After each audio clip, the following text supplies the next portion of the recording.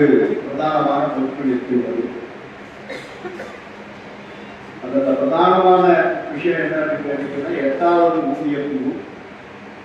8வது ஊதியக்குழுவுக்கு முன்னால் நாம் சமர்ப்பித்துள்ள கோரிக்கை, அந்த கோரிக்கைகளுடைய விளக்கம். மத்திய அரசு ஊழியர்களுக்கு இதுவரையிலும் ஏற்றுக்கொள்ளப்பட்ட ஒரு கொள்கை ரீதியான விஷயம் என்ன அப்படின்னு கேட்டீங்கன்னா, 10 ஆண்டுகளுக்கு ஒரு முறை அவர்களுக்கு ஊதிய மாற்றம் செய்ய வேண்டும். ஓய்வு பெற்றவர்களுக்கும் அதே நேரத்தில் 10 ஆண்டுகளுக்கு ஒரு முறை அவருடைய பென்ஷனில் மாறுதல் செய்ய வேண்டும். இது 4வது சம்பள கமிஷனிலிருந்து தொடர்ந்து இதுவரையிலும் அமலாகி வந்திருக்கிறது. 1/1/86 4வது சம்பள கமிஷன், 1/1/96 5வது சம்பள கமிஷன், 1/1/2006 6வது சம்பள கமிஷன், 1/1/2016 7வது சம்பள கமிஷன். இப்போ 8வது சம்பள கமிஷன். 8வது சம்பள கமிஷன் இயற்கையாகவே 1/1/2026 அமல்படுத்த வேண்டும். ஆனால் மத்திய அரசை பொறுத்தவரையிலும் கடந்த டிசம்பர் 2024 வரையிலும் எக்காரணத்தை கொண்டு மத்திய அரசு ஊழியர்களுடைய ஊதிய மாற்றத்திற்கான பே கமிஷன் அமைக்கப்பட மாட்டாது அப்படிங்கிறது தொடர்ந்து நாடாளுமன்றத்திலும் நம்முடைய தேசிய கவுன்சில் தேசிய தொடர்ந்து சொல்லிக்கொண்டே வந்தார்கள். ஆனால் நாம் நடத்திய போராட்டங்கள், அதன் பிறகு அவர்களுக்கு அரசியல் ரீதியான டெல்லி சட்டமன்ற தேர்தலுடைய கட்டாயம், அதன் காரணமாக 2025 நாமெல்லாம் பொங்கல் கொண்டாட்டத்தில் இருந்தபோது ஜனவரி 16ஆம் தேதி அன்றைக்கு பிரதமர் அவர்கள் அறிவிக்கிறார், மத்திய அரசு ஊழியர்களுக்கும் பென்ஷன்தாரர்களுக்கும் 8வது ஊதியக்குழு அமைக்கப்படும் அப்படின்னு சொல்றார். அதன் பிறகு டெல்லி சட்டசபை தேர்தலிலே வெற்றி பெற்றார்கள். அவர்களுடைய கட்சி ஆட்சிக்கு வந்தது. ஒரு 10 மாதம் வாயை திறக்கல. 10 மாதம் கோல்டு ஸ்டோரேஜில் போட்டாச்சு. அதன் பிறகு பீகார் சட்டமன்ற தேர்தல் வருது நவம்பர் மாதத்தில். நவம்பர் மாதத்தில் திடீர்னு பார்த்தீங்கன்னா ஒரு நோட்டிபிகேஷன் வருது, 8வது ஊதியக்குழு அமைக்கப்பட்டாகிவிட்டது, அதனுடைய டேர்ம்ஸ் ஆஃப் ரெஃபரன்ஸ் எல்லாம் இது அப்படின்னு ஒரு அரசு சான்றிதழ் வெளியிடப்பட்டது. அந்த டேர்ம்ஸ் ஆஃப் ரெஃபரன்ஸை பொறுத்த வரைக்கும் அது எப்படியெல்லாம் படித்து பார்த்தாலும் ஆய்வு செய்து பார்த்தாலும் அதில் மத்திய அரசு ஊழியர்களுக்கு ஆதரவாக ஒன்றுமே இல்லை. அதான் யதார்த்தம். ஏன்னா அவர்களுக்கு கொடுக்கப்பட்டிருக்கக்கூடிய டேர்ம்ஸ் ஆஃப் ரெஃபரன்ஸில் நேரடியாகவும் மறைமுகமாகவும் அரசினுடைய பொருளாதார நிலைமை, அரசினுடைய பல்வேறு பணிகளுக்கு பொருளாதாரம் தேவை, டெவலப்மெண்டல் ஆக்டிவிட்டிஸ் வளர்ச்சி பணிகளுக்கு பணம் வேண்டும், வெல்ஃபேர் ஆக்டிவிட்டிஸ் நல பணிகளுக்கும் பணம் வேண்டும். அப்ப அரசாங்கத்தால் எவ்வளவு பணம் இந்த அரசு ஊழியர்களுக்கு கொடுக்க முடியும் அப்படிங்கிறத இந்த 8வது சம்பள கமிஷன் பரிசீலனை பண்ணணும் அப்படின்னு சொல்லியிருக்கு. இதுக்கு முன்னாடி உள்ள கமிஷன்களும் வரும்.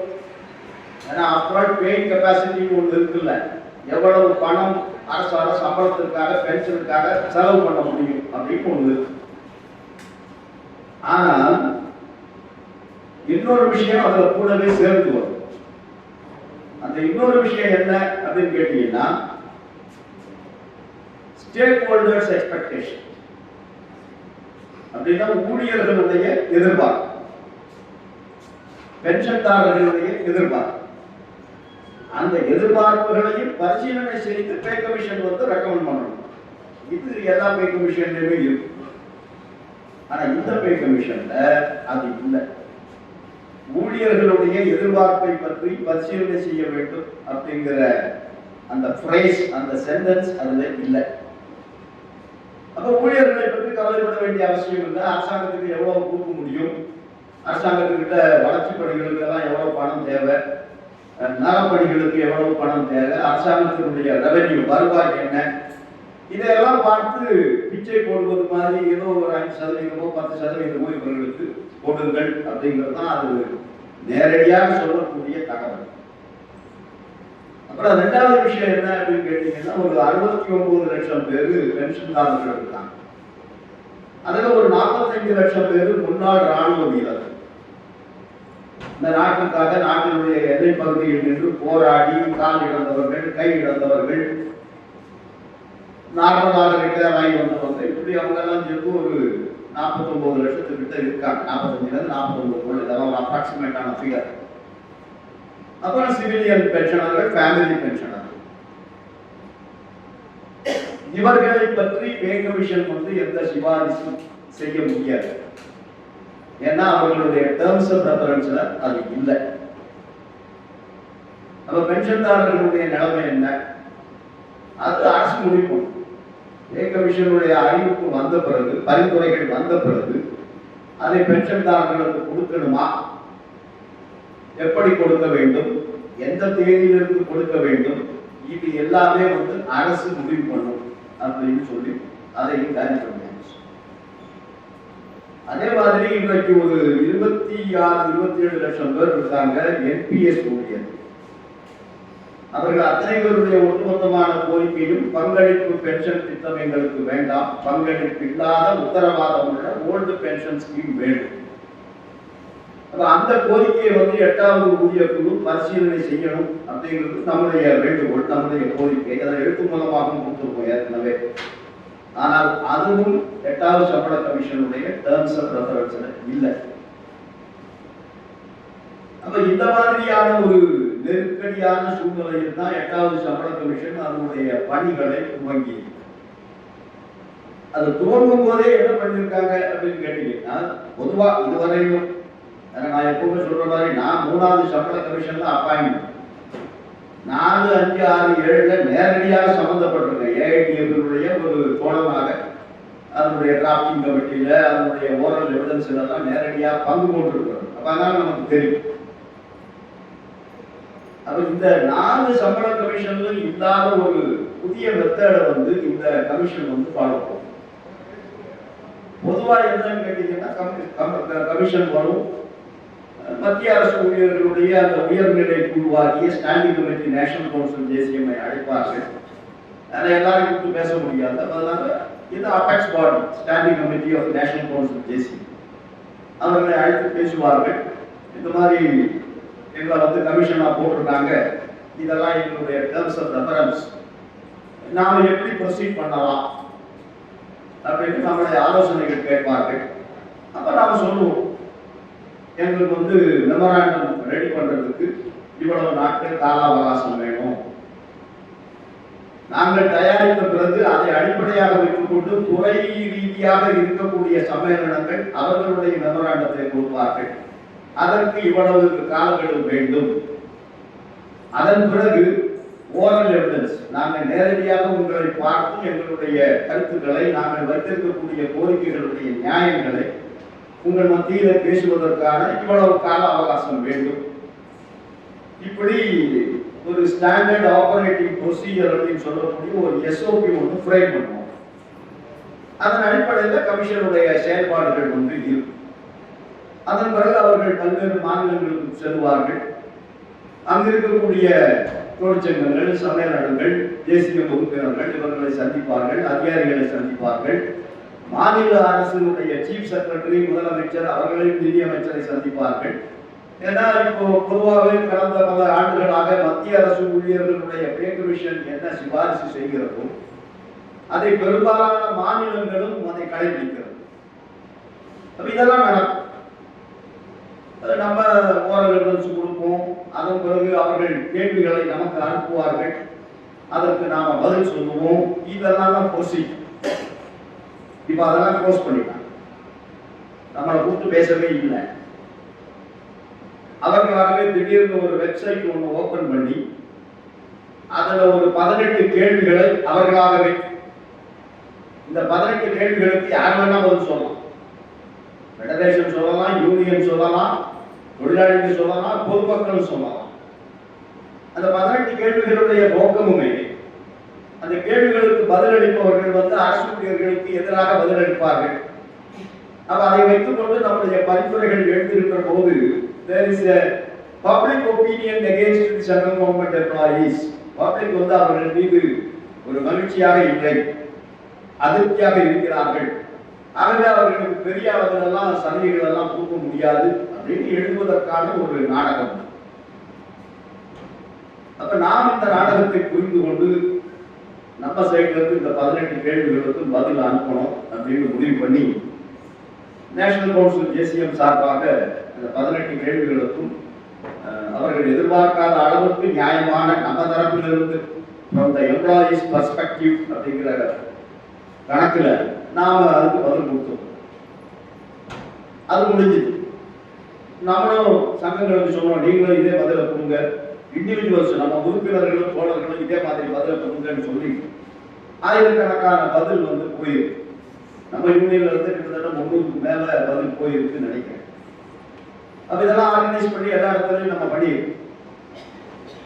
அடுத்த கட்டமாக என்ன பண்ணிட்டாங்கன்னு கேட்டீங்கன்னா, இன்னொரு போர்ட்டலை ஓபன் பண்ணி இது மெமராண்டம், இந்த 8வது ஊதிய குழுவினுடைய மெமராண்டம் நீங்கள் சமர்ப்பிப்பதற்கு இந்த போர்ட்டல் கூட நீங்க வரணும் அப்படின்னு சொல்லி நாம என்ன கொடுக்கணும் அப்படிங்கறத அவங்களே முடிவு பண்ணி ஒரு 9 தலைப்பு 9 தீம்ஸ், இந்த 9 தலைப்புக்குள்ள நீங்க உங்க அபிப்பிராயங்களை சொல்லுங்க, உங்க ஆலோசனைகளை சொல்லுங்க அப்படின்னு போட்டு இது வந்து 30/4/2026 கொடுப்பாங்க.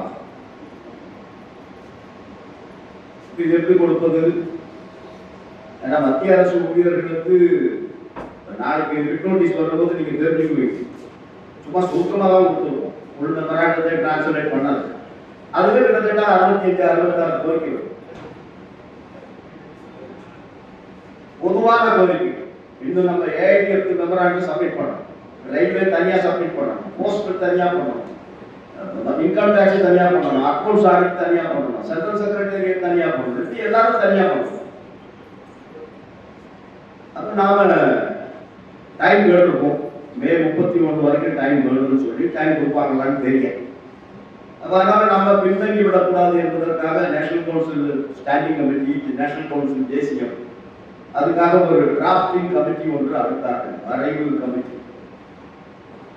அதில் நம்ம ஃபெடரேஷன்ல இருந்து நானும் நம்முடைய ஜாயின்ட் செக்ரட்டரி தோழர் ஆர்எஸ் ரெட்டி அவர் 2 பேருமே அந்த டிராஃப்டிங் கமிட்டியில இருக்கும்.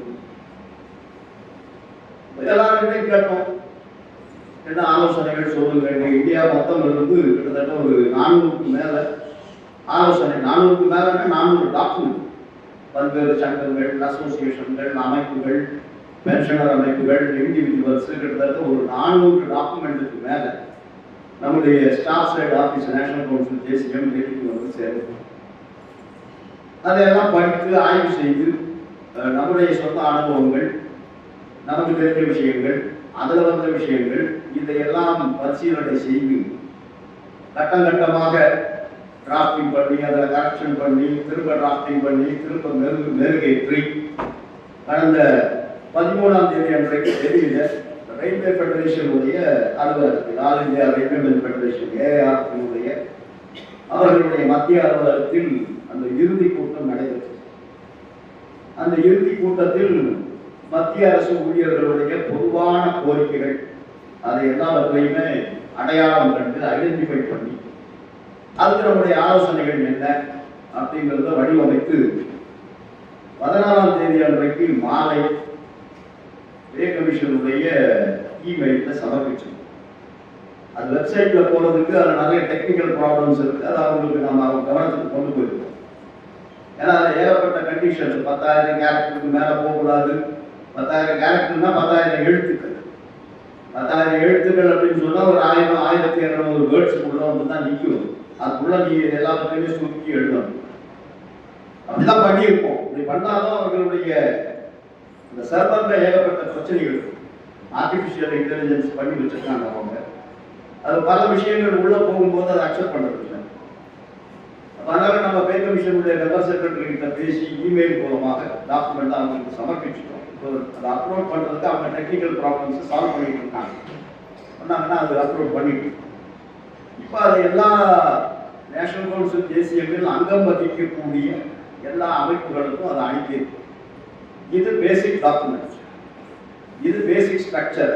இதை அடிப்படையாக வைத்துக்கொண்டு நீங்கள் உங்கள் துறைக்கு தேவையான பரிந்துரைகள், உங்ககிட்ட இண்டஸ்ட்ரியல் ஒர்க்கர் இருந்தால் அவங்களுக்கு என்ன பேசுகிறது, அவங்களுக்கு என்ன ப்ரமோஷன் ஆப்பர்ச்சுனிட்டி என்ன இருக்கணும், கிளரிக்கல் ஸ்டாஃபுக்கு என்ன இருக்கணும், ஸ்டோர் கீப்பிங் ஸ்டாஃபுக்கு என்ன இருக்கணும், எம்டிஎஸ்க்கு எப்படி இருக்கணும், கேண்டீன் எம்ப்ளாயிஸ், ஃபயர்மேன், வான், டெக்னிக்கல் சூப்பர்வைசரி போஸ்ட், நான் டெக்னிக்கல் சூப்பர்வைசரி போஸ்ட், இப்படி ஏகப்பட்ட பேராமெடிக்கல் ஸ்டாஃப், மருத்துவமனையில் பணியாற்றக்கூடிய ஊழியர்கள், இப்படி ஒவ்வொரு துறைவாரியாக ஊழியர்கள் இருக்கிறார்கள்.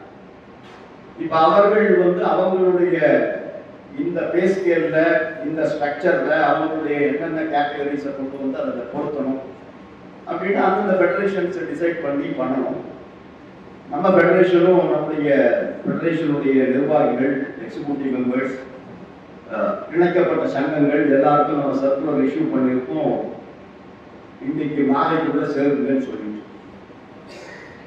20ஆம் தேதி அன்னைக்கு மாலை இவர்களோட ஒரு வீடியோ கான்ஃபரன்ஸ் வச்சுருக்கோம். அதில் டிஸ்கஸ் பண்ணி 21, 22 ஃபைனல் பண்ணி நாமளும் பே கமிஷனுக்கு சமர்ப்பிக்க வேண்டிய ஒரு கட்டாயம் நமக்கும் இருக்கு. அந்த அறிமுகத்தோடு என்னென்ன பிரதானமான பரிந்துரைகள் நாம பே கமிஷனுக்கு முன்னாடி சமர்ப்பித்திருக்கிறோம் அப்படிங்கிறத பற்றி ஒரு சுருக்கமாக உங்களுக்கு சொல்லிடுறேன். நாளைய தினம் விரிவாக நோட்டீஸ் வருது, அதில் எல்லா விஷயங்களையும் போடும். ஃபர்ஸ்ட் நான் எப்பவுமே உங்களுக்கு சொல்ற மாதிரி பே கமிஷனுக்கு போகும்போது முதல் இஷ்யூ என்ன அப்படின்னா, வாட்ஸ்அப் மினிமம் மத்திய அரசு ஊழியருடைய குறைந்தபட்ச ஊதியம் எவ்வளவாக இருக்க வேண்டும். எவ்வளவாக இருக்க வேண்டும் சொன்னா எவ்வளவு வேணா சொல்லலாம்.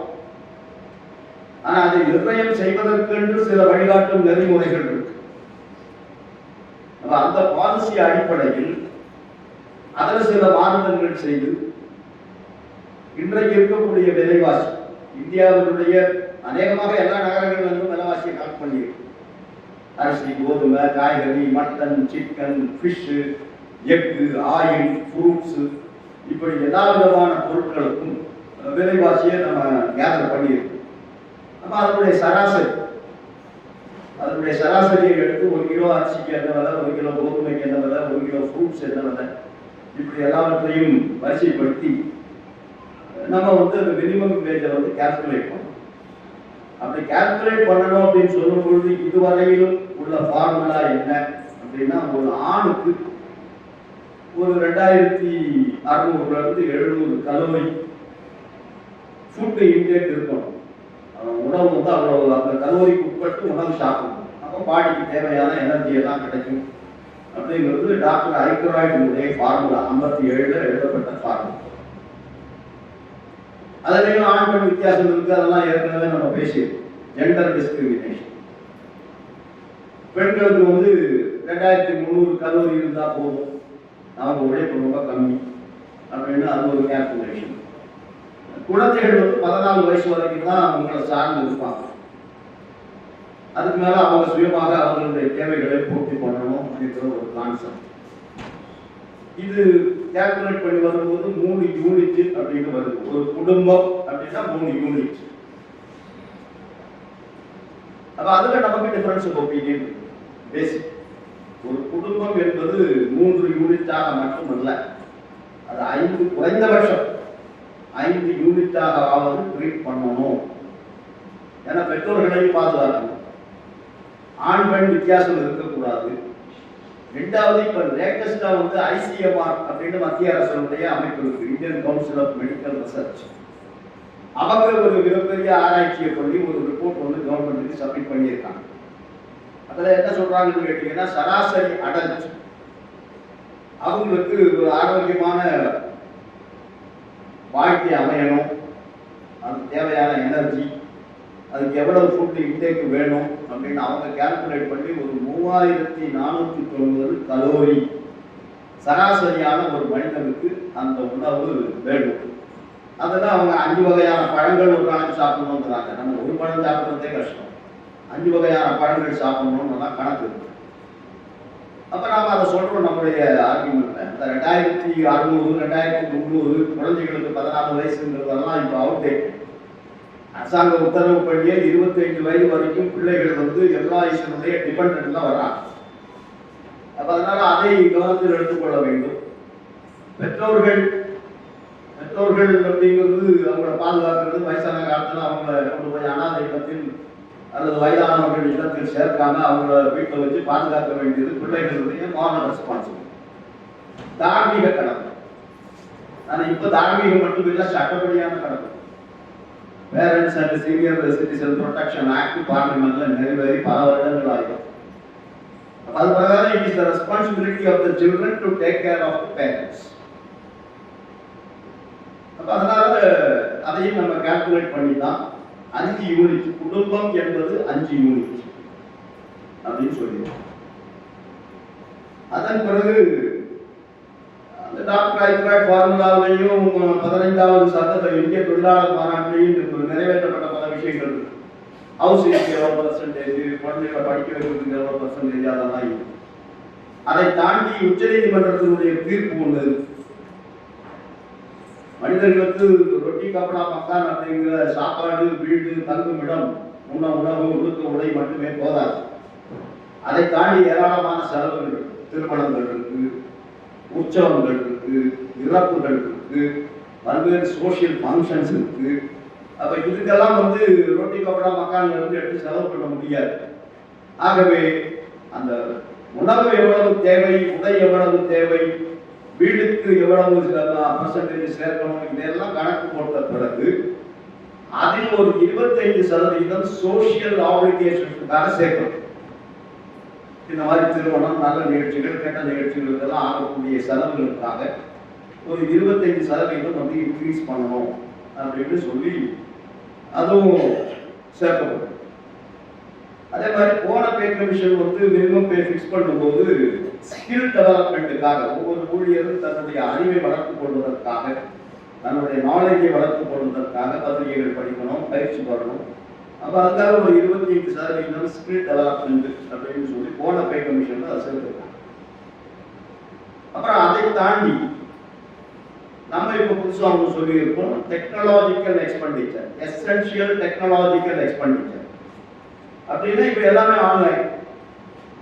காய்கறி கடைக்கு போனாலும் கியூஆர் கோட்டை ஸ்கேன் பண்ணி பேமெண்ட் பண்ணணும், கேஷ் பேமெண்ட் இல்லை.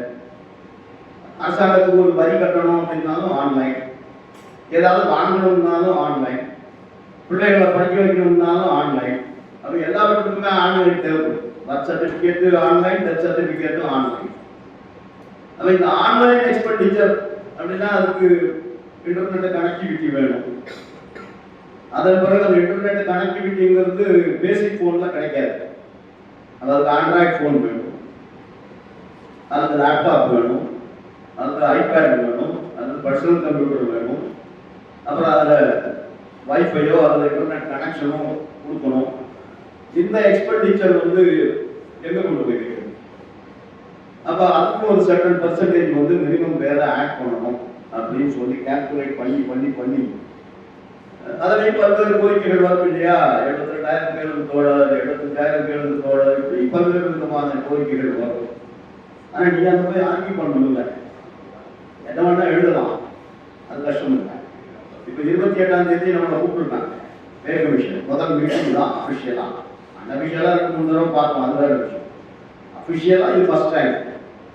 அப்போ போகும்போது இதுலேருந்து அவங்க கேட்பாங்கல்ல, ஏங்க இன்னைக்கு எதுங்க சம்பளம் 18,000 ரூபா மினிமம் பே, இந்த 2% டிஏ இன்னும் அனௌன்ஸ் பண்ணலை, அதை அனௌன்ஸ் பண்ணால் 60% டிஏ 1/1/2026 60% டிஏன்னா 10,800 ரூபா, 18 + 10,800 ரூபா 28,800 ரூபா. 28,800 எப்படிங்க 69,000 ஆகும் கேட்க மாட்டாங்களா? பொருளாதார நிபுணர் உறுப்பினர், ஓய்வு பெற்ற உச்ச நீதிமன்ற நீதிபதி, அந்த ஒரு உறுப்பினர், ரொம்ப அனுபவமானவங்க அவங்க. அப்புறம் பார்ட் டைம் மெம்பர்ஸ் இருக்காங்க. மெம்பர் செக்ரட்டரி வந்து ரிட்டையர்ட் ஃபைனான்ஸ் செக்ரட்டரி. இந்த கேள்வி கேட்பாங்கல்ல, how 28,800 can become 69,000 அப்படின்னு கேட்டா this is the calculation பண்ணி சொல்லணும்ல. அது அங்கே பேச போகிறவங்களுக்கு தான் அந்த கஷ்டம் இருக்கு. அதனால அதையெல்லாம் கருத்தில் வைத்துக் கொண்டு தான் நாம கால்குலேஷன் எல்லாம் போட்டு பல்வேறு நகரங்களுடைய விலைவாசிகளை எல்லாம் சுட்டி காட்டி இன்றைய வாழ்க்கை தேவைகள் இதையும் சுட்டி காட்டி உச்ச நீதிமன்றத்தினுடைய தீர்ப்புகள் இதையெல்லாம் சுட்டிக்காட்டி நாம இறுதியாக இந்த 68,900 சொல்ற வருது அதை ரவுண்ட் ஆஃப் பண்ணி நாம 69,000 அப்படின்னு கொடுத்துருப்போம். அதை முழுமையாக நம்ம அதை ஜஸ்டிஃபை பண்ண முடியும். அடுத்த கேள்வி வர்றது, இது கொடுக்கறது கவர்மெண்ட் காசு இருக்குமா? ஏன்னா அதான் சொல்லியிருக்கேன், அரசாங்கத்திட்ட பணம் இருக்கா, அரசாங்கத்தினுடைய வருவாய் எவ்வளவு, அரசாங்கத்தினுடைய பிசிக்கல் டெபிசிட் எவ்வளவு, டெவலப்மெண்டல் ஆக்டிவிட்டிஸ் வளர்ச்சி பணிகளுக்கு பணம் வேணும், நலப்பணிகளுக்கு பணி வேணும், பணம் வேணும். அப்ப அதெல்லாம் பார்த்துட்டு உங்களுக்கு கொடுக்குறது இவ்வளவு பணம் கவர்மெண்ட் கிட்ட இருக்கா அப்படிங்கிறது அடுத்த கொஸ்டின் வரும். பத்திரிகையாளர்கள் நிறைய பேர் என்ன கேட்டாங்க இந்த கேள்வி. அப்ப அதுக்கு நம்ம பதில், அது நாம கொடுத்திருக்கக்கூடிய மெமராண்டத்தில் அதுக்கு விளக்கங்கள் கொடுத்திருக்கோம். இந்திய அரசாங்கத்தினுடைய ஒரு ஆண்டினுடைய வருவாய் என்ன, அந்த வருவாயில் எத்தனை சதவீதம் சம்பளத்திற்காகவும் பென்ஷனுக்காகவும் செலவு செய்யப்படுகின்றது. அரசாங்கமே சொல்லி இருக்கு, India is a growing economy, இன்றைக்கு உலக பொருளாதாரத்தில் நாம 4வது இடத்துல இருக்கோம் அப்படின்னு மந்திரிகள் எல்லாம் சொல்லிட்டு தானே இருக்காங்க, பிரதமர் உட்பட சொல்றாங்க. அப்ப 4வது இடத்தில் வந்து ஒரு பொருளாதார வளர்ச்சியில் நாம இருக்கும்போது உலகத்தில் இது ஒன்றும் பெரிய கஷ்டம் இருக்கு. போன வருடமே பார்த்தீங்கன்னா கால்குலேட் பண்ணி சொல்லியிருக்கோம். போன வருடத்தில் மத்திய அரசு ஊழியர்களுடைய சம்பளம், மற்ற சலுகைகள், பென்ஷன், இது எல்லாமே சேர்த்து இந்திய அரசினுடைய வருவாயில், ஒட்டுமொத்த வருவாயில் 12% தான். இவ்வளவுதான் கவர்மெண்ட் வந்து இந்தியாவினுடைய மொத்த ரெவென்யூ, அதனுடைய இன்கம், சம்பளத்துக்காகவும் பென்ஷனுக்காகவும் மற்ற சலுகைகளுக்காகவும் செலவு பண்ணக்கூடிய சதவீதம் என்பது 12% அது இந்தியா மாதிரி ஒரு பெரிய நாடு. அதில் 80% ஊழியர்கள் வந்து உற்பத்தியோடு சம்பந்தப்படுகிறார்கள். ரயில்வே ஊழியர்கள், பாதுகாப்புத்துறை ஊழியர்கள், ஒரு 20% மட்டும்தான் ஆபீஸ்ல உட்கார்ந்து வேலை செய்யக்கூடியவர்கள். அவர்களும் அரசினுடைய கொள்கைகளை அமல்படுத்துவதில் கடைசி குடிமகன் வரைக்கும் கொண்டு போய் அரசாங்கத்தினுடைய நலத்திட்டங்களை சேர்ப்பது, அரசாங்கத்துக்கு வரியை வசூல் பண்ணி கொடுக்கிற income tax department, GST department, இப்படி இவர்கள் எல்லோருமே ஏதாவது ஒரு வகையில் அரசுக்கு வருவாயை கொடுப்பதற்கான பணிகளை செய்யக்கூடியவர்கள். அப்ப அவங்களுக்கு கொடுக்கறதுல என்ன தப்பு இருக்கு அப்படிங்கிற ஒரு ஆர்குமெண்ட். அதை தாண்டி வருமான வரி, அரசு ஊழியர்கள் வந்து ஒரு சராசரியா 20-30% இன்கம் டாக்ஸ் கொடுக்குறாங்க. அவங்க ஊதியத்தில், ஆண்டு வருமானத்தில் 20-30% அவர்களுடைய சம்பளத்துக்கு தகுந்த மாதிரி, வருவாய்க்கு தகுந்த மாதிரி இன்கம் டாக்ஸ் கொடுக்குறாங்க. அப்புறம் இந்த வருவாய் யாரும் பேங்க் போட்டு வைக்கிறது இல்லை. இந்த வருவாய் எல்லாமே மார்க்கெட்டுக்கு தான் போய் சேருது. பொருட்கள் வாங்குவதில், சர்வீஸ் சேவைகள் செய்வதில், இதெல்லாம் தானே போகுது அந்த பணம். அதெல்லாம் ஜிஎஸ்டி இருக்குல்ல, 2 இட்லி சாப்பிட்டாலும் ஜிஎஸ்டி இருக்கு. அப்ப ஒட்டுமொத்த மத்திய அரசு ஊழியர்களுடைய வருவாயில் 30% சராசரியாக அரசுக்கு திரும்ப போகிறது. அப்ப சம்பளம் உயர்த்தி கொடுத்தால் பர்ச்சேசிங் கெப்பாசிட்டி, வாங்குகின்ற திறன் அதிகரிக்காது. பணம் தான் நம்ம சும்மா இருக்கும், புதுசா மார்க்கெட்ல போய் ஏதாவது வாங்கணும்னு தான் எல்லாருமே நினைக்கிறது. வீட்டில் இல்லாத பொருள் வாங்குவோம், இருக்கிற பொருள் வாங்கி மறுபடியும் வாங்கி வச்சுக்கணும். அப்ப அப்படி வாங்குகின்ற பொருட்களுக்கு எல்லாமே ஜிஎஸ்டி இருக்கு. அப்ப அதை வரையும் போகும். So whatever you are going to give, 30% of that are going back to you only.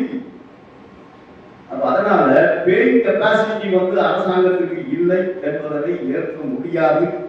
அப்படிங்கிறது நீங்க அதெல்லாம் படிச்சீங்கன்னு எனக்கு தெரியாது, படிக்கணும். ஏன்னா நீங்க தொழிற்சங்கத்தில் வேலை செய்யணும், சாதாரணமான விஷயம் இல்லை.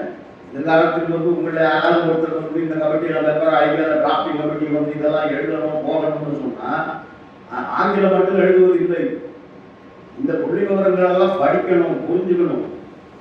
அப்ப அதெல்லாம் அதுல இருக்கு, உங்களுக்கு ரெடிமேடா கிடைச்சிருக்கு. அந்த டாக்குமெண்ட் இது எல்லாமே இருக்கு. எவ்வளவு ஜிடிபி growth, இது எல்லாமே இருக்கு.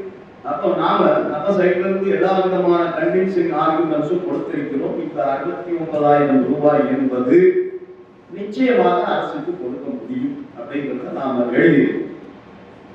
அவர்கள் ஏற்றுக்கொள்வார்கள் ஏற்றுக்கொள்ள மாட்டார்கள் எல்லாம் அது அப்புறப்பட்ட விஷயம். ஏன்னா அது நம்ம கையில் இல்லை. ஆனா நாம குரல் கொடுக்கணும்.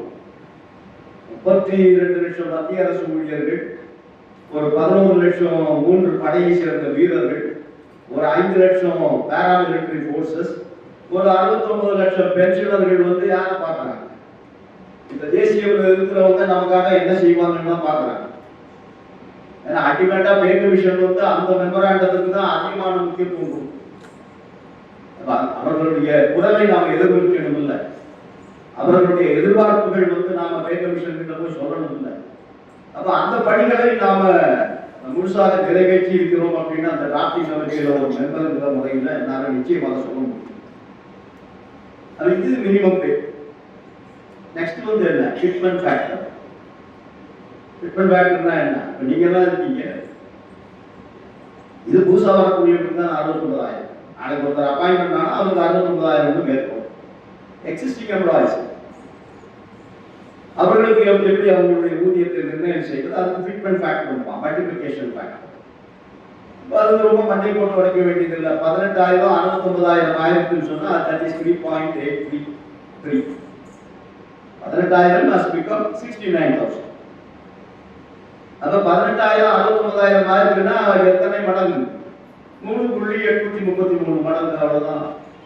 ஸோ எக்ஸிஸ்டிங் எம்ப்ளாயீஸினுடைய பேசிக் பே எங்க இருக்கும்? 1/1/2026. அதை 8.33 மல்டிப்ளை பண்ணி அடுத்து வரக்கூடிய 100 ரூபாய் ரவுண்ட் ஆஃப் பண்ணி ஃபிக்ஸ் பண்ணிக்கணும். அவ்வளவுதான், சிம்பிள். அப்போ இதுவும் நம்ம சொல்லியிருக்கோம். இல்லைன்னா 3.83 எங்கேருந்து வருது? அது கேட்பாங்க அடுத்த கேட்டு. பொழுது சொன்னா உங்க காலத்துல 3.83 வருதுதான். அதுக்கு simple arithmetic calculation. When the minimum pay is increased by 3.83 times, same 3.83 times every employee should get, every pensioner should get. எல்லா பென்ஷனர்களுக்கும் அவங்களுடைய அடிப்படை பென்ஷன் 8.33 மல்டிப்ளை பண்ணி பென்ஷனை ஃபிக்ஸ் பண்ணணும். இந்த ஃபிட்மென்ட் ஃபார்முலா கொடுத்துருக்கோம். அப்புறம் அடுத்து வருது ரேட் ஆஃப் இன்கிரிமெண்ட். இப்போ 3%, அவர்களுடைய பேசிக் பேர் 3% இன்கிரிமெண்ட். அது நம்மளை பொறுத்த வரைக்கும் ரொம்ப கம்மின்னு ஃபீல் பண்ணுவோம். அப்போ அது எவ்வளவு கேட்கலாம் அப்படின்னா அது பல்வேறு ஆலோசனைகள் வந்தது. 5% கேட்கலாம், 8% கேட்கலாம், 6% கேட்கலாம். அப்போ நாம் எல்லாத்தையும் பரிசீலனை பண்ணி என்ன propose பண்ணியிருக்கோம்னா increment should be 6% of the basic pay அப்படின்னு சொல்லிட்டு அதை நாம் ரெக்கமெண்ட் பண்ணுவோம். அப்புறம் அடுத்து வர்றது கேரியர் அட்வான்ஸ்மெண்ட், பதவி உயர்வு. இன்றைக்கு பதவி உயர்வு அதுக்கு ஒரு சிஸ்டம் இல்லை. ரயில்வேல இண்டஸ்ட்ரியல் எம்ப்ளாயிஸுக்கு ஒரு ரேஷியோ, டிஃபென்ஸ்ல இன்னொரு ரேஷியோ. நம்ம ரேஷியோ 2010க்கு அப்புறம் டிவிஷனே ஆகலை, ஃபைட் பண்ணிட்டு இருக்கோம், இன்னைக்கு வரைக்கும் ஆகலை. அந்த மாதிரி இருக்கு. எம்டிஎஸ் அப்படிங்கிற ஒரு கேட்டகரி இருக்கு, அதுதான் ரொம்ப ஃபர்ஸ்ட் அஃபெக்டட். ஒரு பதவி உயர்வுக்கான வாய்ப்பும் கிடையாது, எங்கேயும் போக முடியாது. எம்டிஎஸ் அவ்வளோதான். 10% எல்டிசியில் ஏதாவது வேகன்சி வந்தால் உண்டு. இல்லை உள்ளூரில் நம்ம மேனேஜ்மெண்ட் கிட்ட சண்டை போட்டு வேற லேபராக மாற்று, அப்புறம் லேபர்லேருந்து அவங்க ட்ரான்ஸ்ஃபர் ஆகி அதில் ஏதாவது எட்ஜஸ்ட் ஏதோ ஒன்று கிடைக்கணும் அப்படிங்கிறத தவிர்த்து ஒரு ஸ்ட்ரக்சர் கிடையாது, ஒரு கேடர் ஸ்ட்ரக்சர் இல்லை. இது எல்லா கேட்டகரிஸுக்குமே பொருந்தும்.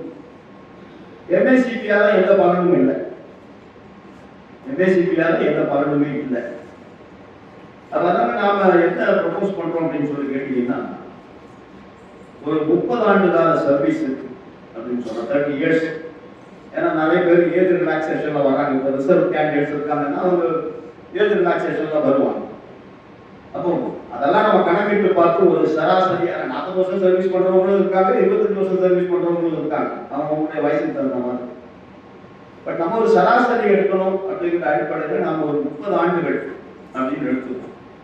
ஒரு 30 ஆண்டு சர்வீஸ் முடியும் போது அவருக்கு 5 ப்ரமோஷன் வந்து டைம் ஸ்கேல் அப்படின்னா ஒரு பர்டிகுலர் பீரியட் எல்லாம் அதை மென்ஷன் பண்ணியிருக்கோம். பர்டிகுலர் பீரியட் முடிஞ்சா அவருக்கு ஃபர்ஸ்ட் ப்ரமோஷன், அடுத்து second, third, fourth, fifth 5 promotion வர்ற மாதிரி அவருடைய கேடர் ஸ்ட்ரக்சர் வந்து அமைக்கணும். இண்டஸ்ட்ரியலோ, நான் இண்டஸ்ட்ரியலோ, என்ஜிஓ, ஆஃபீஸர் யாராக இருந்தாலும் எம்டிஎஸ்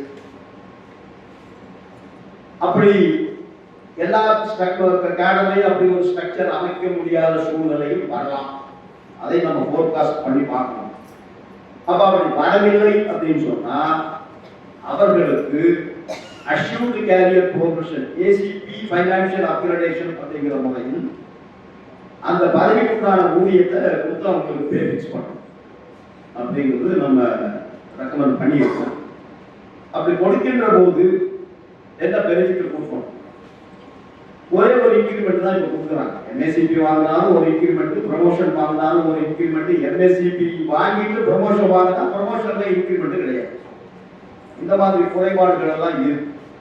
அப்பதான் நாம என்ன ப்ரப்போஸ் பண்றோம்னு கேட்டீங்கன்னா, ப்ரமோஷனா இருந்தாலும் ஃபைனான்சியல் அப்கிரேடேஷன் ஏசிபியாக இருந்தாலும் 2 இன்க்ரிமெண்ட் அவங்களுக்கு மினிமம் போடணும். அந்த 2 இன்க்ரிமெண்ட்ங்கிறது எக்காரணத்தை கொண்டு 10,000 ரூபாய்க்கு குறையும். There should be a minimum. ஏன்னா அது 4லையும் 5லையும் இருந்து 4வது சம்பள கமிஷன்ல வந்து 5வது சம்பள கமிஷன்ல வந்து 25 ரூபாய் இருக்கும். ஒரு இன்க்ரிமெண்ட் நெக்ஸ்ட் ஸ்டேஜ்ல ஃபிக்ஸ் பண்ணும்போது மினிமம் 25 ரூபீஸ் ஆவது பெனிஃபிட் கிடைக்கும். அப்புறம் 6வது சம்பள கமிஷன்ல 100 ரூபாய் மினிமம் 100 ரூபீஸ் ஆவது பெனிஃபிட். 7ல வந்து அந்த மினிமமே அவன் வைக்கல, 3% அவ்வளவுதான் அப்படின்னு சொல்லி விட்டாச்சு. இந்த முறை வந்து நாம என்ன சொல்றோம் கேட்டீங்கன்னா, 2 இன்க்ரிமெண்ட் போடணும், சப்ஜெக்ட் டு மினிமம் ஆஃப் ₹10,000 அப்படின்னு சொல்றோம். அதுக்கப்புறம் பே ஸ்கேல் கன்ஸ்ட்ரக்ஷன் பண்ணணும்ல, அதுலேயும் ஏகப்பட்ட பிரச்சனைகள், ஏகப்பட்ட விவாதங்கள். ஏன்னா ஒவ்வொருத்தருக்கும் எல்லாரும் தான் நினைக்கிறாங்க என்ன ஒரு ஸ்டெப் ஹையர் பண்ணி கொண்டு போயிடும், 4 ஸ்டெப் நெக்ஸ்ட் பே ஸ்கேலுக்கு போயிடும் அப்படிங்கிறது பொதுவாகவே எல்லாருடைய எதிர்பார்க்கும். ஆனால் அப்படி ஒரு தேசியம் சார்பில் அல்லது ஒரு ஃபெடரேஷன் சார்பில் நாம் ஒரு மெமராண்டம் சப்மிட் பண்ணும்போது அன்சைன்டிஃபிக்கலா இல்லாஜிக்கலா எதையுமே சொல்ல முடியும். சர்டன் லாஜிக் இருக்கும். ஆனால் அந்த லாஜிக்கோட தான் நம்ம பேசிக்கெல்லாம் கன்ஸ்ட்ரக்ட் பண்ணியிருக்கோம். எப்படி கன்ஸ்ட்ரக்ட் பண்ணியிருக்கோம்னு கேட்டிங்கன்னா, ஒவ்வொன்றுக்கும் காரணம் இருக்குது. அவங்க கேட்டால் நம்மளால சொல்ல முடியும். நம்ம மினிமத்தை டச் பண்ணல, 18,000 வாங்குறாரு, L1 அப்படியே இருப்பாரு, 69,000 போயிடும். அடுத்தது வந்து L2 ஸ்கில்ட் ஒர்க்கருடைய பே ஸ்கேல். அதுக்கு அடுத்து ஒரு பே ஸ்கேல் இருக்கு, L3 சொல்லு. அதுக்கு இதுக்கு பெரிய வித்தியாசம் ஒன்று இல்லை. அப்போ அது 2ஐயும் மர்ஜ் பண்ணணும்னு சொல்லு. இந்த 2 பே ஸ்கேல் அவசியம் இல்லை, அதை 2ஐயும் மர்ஜ் பண்ணணும். L2 L3 மர்ஜ் பண்ணணும். அதுக்கப்புறம் வர்றது L4 HS2 UDC-னுடைய அந்த பே ஸ்கேல் 2004 பழைய கிரேட். அதை 2800ல மர்ஜ் பண்றதா அல்லது 2800 4200ல அப்படின்னா MCF பே ஸ்கேல்ல மர்ஜ் பண்றதா அப்படிங்கிறதுல கிட்டத்தட்ட நிறைய விவாதங்கள் நடந்தது. அதில் நம்ம ப்ரப்போஸ் பண்ணியிருக்கோம் கேட்டீங்கன்னா, 2400 2800ல மர்ஜ் பண்ணணும்.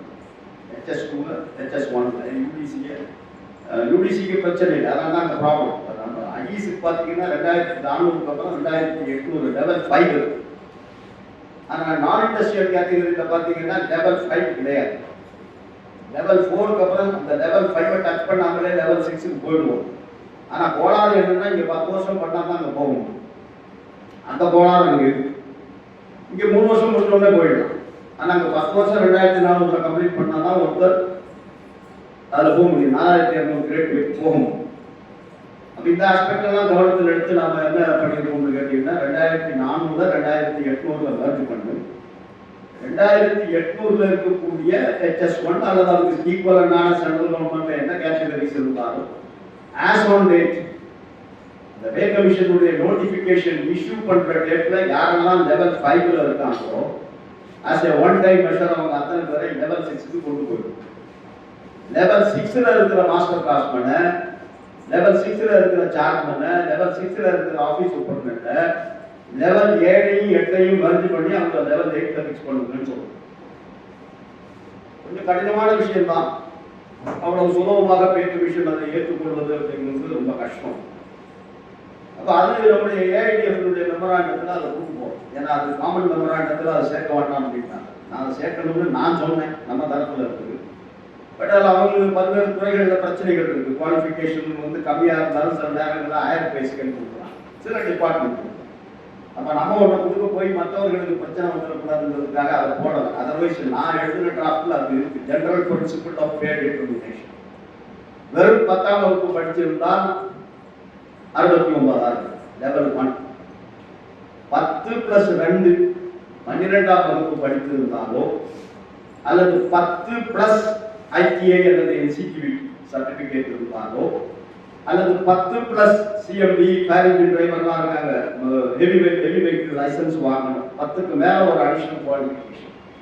அது அந்த மாதிரி 10+2 அல்லது 10+ ITA 10+ NCQBT 10+ அடிஷனல் ரிக்வயர்மெண்ட் அப்படியெல்லாம் இருக்கக்கூடியவங்களை லெவல் 3ல ஃபிக்ஸ் பண்ணணும். ஏன்னா 2 3 மார்க் பண்ணிக்கணும். அதுக்கு அடுத்து diploma holders, graduates, diploma in mechanical, diploma in electrical, diploma in clothing, அந்த மாதிரி டிப்ளமா 10க்கு மேல 3 ஆண்டுகள் டிப்ளமா படிக்கின்றவர்களுக்கு அல்லது 10+2+3 BA BSc BCom அந்த மாதிரி படிக்கின்றவர்களுக்கு அவங்க அவங்களுடைய ஸ்டார்டிங் பே லெவல் 8. அப்படின்னா ஒருத்தர் இப்போ ஜார்க்கனா வந்தால் லெவல் 8க்கு போகணும். அப்போ ஜார்க்கனும் MCM ஈக்குவலாக இருக்குன்றதுனால நம்ம MCM லெவல் 8 கொண்டு போய் வைக்கணுங்கிறது நம்ம நிலையில் இந்த நோட்டீஸில் அது வராது. இங்கே கேட்டதுனால உங்களுக்கு சொல்கிறேன். இது நம்ம AIDF-னுடைய மெமராண்டம் ஃபைனலைஸ் பண்ணும்போது அதில் இந்த விளக்கங்களோட நம்ம செய்யணும். அதுக்கப்புறம் அடுத்தது வரக்கூடியது பழைய பென்ஷன், NPS UPS. அது அடுத்த நம்முடைய பிரதானமான கோரிக்கை. அப்போ நம்ம சொல்லியிருக்கோம், எக்காரணத்தை கொண்டு NPS UPS ஏற்க மாட்டோம். அவனோட டேர்ம்ஸ் ஆஃப் ரெஃபரன்ஸ்ல இல்லை. பட் இருந்தாலும் நம்ம அதை வலியுறுத்தி சொல்லுவோம். அதுக்கு காரணங்களும் ஜஸ்டிஃபிகேஷனும் கொடுத்துருப்போம். ஏன் NPS வேண்டாம், UPS வேண்டாம், ஏன் OPS மட்டுமே வேண்டும் அப்படிங்கிறதுக்கான விளக்கங்கள் நம்ம அதில் கொடுத்துருப்போம். அதுக்கப்புறம் ஆக்சிடென்டல் டெத், ஏன்னா நம்ம ப்ரையாரிட்டைஸ் பண்ணியிருக்கோம் எது முக்கியமான விஷயங்கள் இருக்கு. இப்போ விபத்தில் இறந்து போனாங்க வேலை செய்யும் போது. சமீபத்தில் கூட கவாரியாவில் இறந்து போனாங்க. பண்டாராவில் 8 பேர் ஒரே நேரத்தில் பில்டிங் தரையில் விழுந்து வெளியே இருந்து செத்து போயிட்டாங்க. அந்த குடும்பத்துக்கு 25 லட்சம் தான் எக்ஸ்கிரேஷியா போயிருக்கு, தவணை தொகை. அது மினிமம் 2 கோடியாவது கொடுக்கணும். அதுக்கு ஜஸ்டிஃபிகேஷன்லாம் கொடுத்துருப்போம். ரயில்வே ஊழியர்களும் சராசரியாக ஒரு ஆண்டு அவங்க கொடுத்த புள்ளி விவரப்படி பார்த்தீங்கன்னு சொன்னால் ஒரு 1500 2000 பேர் அந்த ட்ராக் மேனாக வேலை செய்கிறவங்க, கேட் கீப்பராக வேலை செய்கிறவங்க ரயில் மோதி இறந்து போனாங்க சராசரி. அது அவங்களுக்கும் இந்த 25 லட்சம் தான் காம்பன்சேஷன் கொடுக்குறாங்க. அதனால தான் நம்ம ஆர்டன்ஸ் ஃபேக்டரி, டிஃபென்ஸு, ரயில்வே இதெல்லாம் ஆக்சிடென்ட்ல வைல் ஆன் டியூட்டி வேலை செய்யும் போது இறந்து போனால் அந்த காம்பன்சேஷன், அந்த எக்ஸ்கிரேஷியா பேமெண்ட் 2 கோடியாக இருக்கணும் அப்படிங்கிறது நம்ம சொல்லியிருக்கோம். அடுத்து வர்றது சில்ட்ரன் எஜுகேஷன் அலவன்ஸ். அதுலேயும் நிறைய விவாதங்கள் நடந்தது. அப்புறம் ஒரு ஒருமித்த கருத்து என்ன ஏற்பட்டதுன்னு கேட்டீங்கன்னா, சில்ட்ரன் எஜுகேஷன் அலவன்ஸ் நாம போஸ்ட் கிராஜுவேஷன் வரைக்கும் டிமாண்ட் பண்ணணும். மற்ற அலவன்ஸ் எல்லாமே நம்ம 3 மடங்குன்னு சொல்லியிருக்கோம். என்னென்ன அலவன்ஸுகள் கிடைக்கிறதோ அதெல்லாம் HRA இதை தவிர்த்து அதெல்லாமே 3 மடங்கு டிரான்ஸ்போர்ட் அலவன்ஸ் உட்பட எல்லாமே 3 மடங்கு கொடுக்கணும்னு சொல்லுவோம். ஆனால் இதில் நம்ம 3 மடங்கு போட்டால் நமக்கு சரியாகாது அப்படிங்கிறதுனால நம்ம அமௌண்ட்டை ஃபிக்ஸ் பண்ணிக்கணும். 10,000 ரூபாய் ஒரு குழந்தைக்கு ஒரு மாதம். ஏன்னா அதுக்கு காரணங்கள் சொல்லியிருக்கோம். அதான் நீங்கள் அந்த ஃபுல் மெமராண்டம் படிச்சீங்கன்னா தெரியும். இன்றைக்கு பெரும்பாலும் எல்லாம் தனியார் பள்ளிகள், தனியார் இன்ஸ்டிடியூஷனில் தான் பிள்ளைகளை சேர்க்கலாம். அங்கே யூனிஃபார்ம் அவங்க சொல்கிற கடையில் தான் வாங்கணும், புத்தகங்கள் அவங்ககிட்ட தான் வாங்கணும், ஷூ அவங்ககிட்ட தான் வாங்கணும், பேகு அவங்ககிட்ட தான் வாங்கணும், இது எல்லாமே அவங்ககிட்ட தான் வாங்கணும் அப்படிங்கிற ஒரு கட்டாயம் இன்னைக்கு நடைமுறையில் இருக்கு. அப்போ அந்த மார்க்கெட் காஸ்டோட கம்பேர் பண்ணி பார்க்கும்போது அதிகமாக மாநிலத்துக்கு மாநிலம், நகரத்துக்கு நகரம், பள்ளிக்கூடத்துக்கு பள்ளிக்கூடம், அந்த பள்ளிக்கூடத்தினுடைய ஸ்டாண்டர்டை பொறுத்து 100% தேர்ச்சி, எங்களுடைய படித்தவர்கள் 4 பேர் IAS ஆஃபீஸர் அப்படின்னு அவங்களுடைய ரேட் வேற. அப்போ அது மாதிரி இதெல்லாம் இருக்கு. இந்த ப்ராக்டிக்கல் ப்ராப்ளம்ஸை பே கமிஷன் கன்சிடர் பண்ணி ஒரு குளத்துக்கு 10,000 rupees ஆவரேஜாக போகணும் பர் மந்த். அப்புறம் அடுத்து வர்றது ஹாஸ்டல். ஹாஸ்டலில் பார்த்தீங்கன்னா ஒரு கண்டிஷன், பள்ளிக்கூடம் ஒரு இடத்துல, காலேஜ் ஒரு இடத்துல, ஹாஸ்டல் இன்னொரு இடத்துலன்னா கிடைக்கும். ரெசிடென்ஷியல் ஸ்கூல் ஹாஸ்டல் அப்படிங்கிறோம். எங்க படிக்கிறீங்களோ அங்கேயே ஹாஸ்டல் இருக்கும். படிக்கிறது ஒரு இடத்துல, ஹாஸ்டல் இன்னொரு இடத்துலன்னா அது கிடைக்காது. அப்போ அது தப்பு. படிக்கிறது எங்களுக்கு எங்க இருக்குமோ அங்கே படிப்பேன், அங்கே ஹாஸ்டல் இல்லாமல் இருக்கலாம், அல்லது அந்த ஹாஸ்டல் வந்து எனக்கு பிடிக்காமல் இருக்கலாம். அதனால ஹாஸ்டல் சப்சைடி என்பது இது லிங்க் பண்ணக்கூடாது. அது வந்து அப்படி ஹாஸ்டலில் சேர்ந்து படிக்கிற பிள்ளைகளுக்கு இது ரெண்டும் சேர்த்து, இந்த ரெண்டு எக்ஸ்பென்ஸும் சேர்த்து 35,000 rupees per month கொடுக்கணும் அப்படிங்கிறது ஜஸ்டிஃபிகேஷனோட நம்ம கொடுத்துருக்கோம். அதுக்கப்புறம் லீவ் நம்ம கொடுத்த ரெக்கமெண்டேஷன் பார்த்தீங்கன்னா வருஷம் பூரா லீவ் எடுத்து வீட்டில் இருக்கும். யார் வேலை செய்ய வைக்கும்? ஆனால் வரதான் பெரிய பட்டி ஏழை சேர்த்து வைக்கிறதுக்கு லிமிட் இருக்கக்கூடாதுன்னு சொல்லுவோம். சேர்த்து வைக்கிறதுக்கு லிமிட் இருக்கக்கூடாது. ஏன்னா அது ஹைகோர்ட் ஜட்மெண்ட், சண்டிகர் ஹைகோர்ட்டுடைய தீர்ப்பு. அது எவ்வளவு வேணா சேர்த்து வச்சுட்டு போறாரு, நீ யார் அதை ரெஸ்ட்ரிக்ட் பண்றதுக்கு அப்படின்னு. அதனால நாம அதை சுட்டி காட்டி சொல்றோம். ஏழை வந்து எவ்வளவு வேணாலும் ஒரு அக்யூமுலேட் பண்றதுக்கு அனுமதி. என்கேஷ்மெண்ட்டுக்கு லிமிட் வச்சுக்கோம். அதுக்கு வந்து நாம 600 days சொல்லியிருக்கோம். அது 420 வைக்கணுமா 450 வைக்கணுமான்னெல்லாம் விவாதம் நடந்து கடைசியாக எல்லாருமா சேர்த்து முடிவு பண்ணி 600 நாள் அப்படியே டபுள் கேட்போம். 90ங்கிறது 600 நாள். ரிட்டையர்மெண்ட் போகும்போது 600 நாள் 600 days வரைக்கும் என்கேஷ்மெண்ட் பண்ணலாம் அப்படின்னு நம்ம ரெக்கமெண்ட் பண்ணுவோம்னு சொல்லி அதை பண்ணியிருக்கோம். அது இன்னொன்று ரெக்கமெண்ட் பண்ணியிருக்கோம். ஒரு 20 yearsக்கு மேல சர்வீஸ் ஆனா பொருளாதார தேவைகள் வந்து அதிகப்படும். குறிப்பாக பிள்ளைகளுடைய படிப்பு, ஒரு ஃபிளாட் வாங்கணும், நிலம் வாங்கணும், வீடு கட்டணும், எமர்ஜென்சி மெடிக்கல் எக்ஸ்பெண்டிச்சர் வரலாம். அந்த மாதிரி ஒரு சூழ்நிலையில் 20 yearsக்கு அப்புறம் ஒரு 2 தடவையாவது அல்லது ஒரு தடவையாவது அவங்களுக்கு வந்து ஒரு அக்யூமுலேட்டட் லீவுடைய 50% லீவ் என்கேஷ்மெண்ட் அனுமதிக்கணும் அப்படின்னு சொல்லி சர்வீஸ்ல இருக்கும். இப்போ எல்டிசி போகும்போது மட்டும்தான் இருக்கு. அதே மாதிரி ஆஃப் பே லீவை பொறுத்த வரைக்கும் நாம என்ன சொல்றோம்னு கேட்டீங்கன்னா, அந்த ஆஃப் பே லீவ் மொத்தம் என்கேஷ் பண்ணணும். அதை நான் உனக்கே விட்டுட்டு போவோம். நான் சேர்த்து வைக்கிற ஆஃப் பே அது நான் போகும்போது எனக்கு காசா கொடுக்கணும். நான் எடுக்கல, என்கிட்ட இருக்கு, ஒரு 100 நாளோ 400 நாளோ இருக்குன்னு சொன்னா அது எனக்கு என்கேஷ்மெண்ட் பண்ணி கொடுன்னு சொல்றோம். அதே மாதிரி இப்போ ஆஃப் பே லீவ் வந்து நம்ம கம்ப்யூட் பண்ணி ஃபுல் பே லீவா எடுக்கணும்னா மெடிக்கல் சர்டிஃபிகேட் அவசியப்படும். அந்த கண்டிஷனை வந்து ரிமூவ் பண்ணணும் அப்படின்னு சொல்லிட்டு அதுவும் நம்ம சொல்லியிருக்கோம்.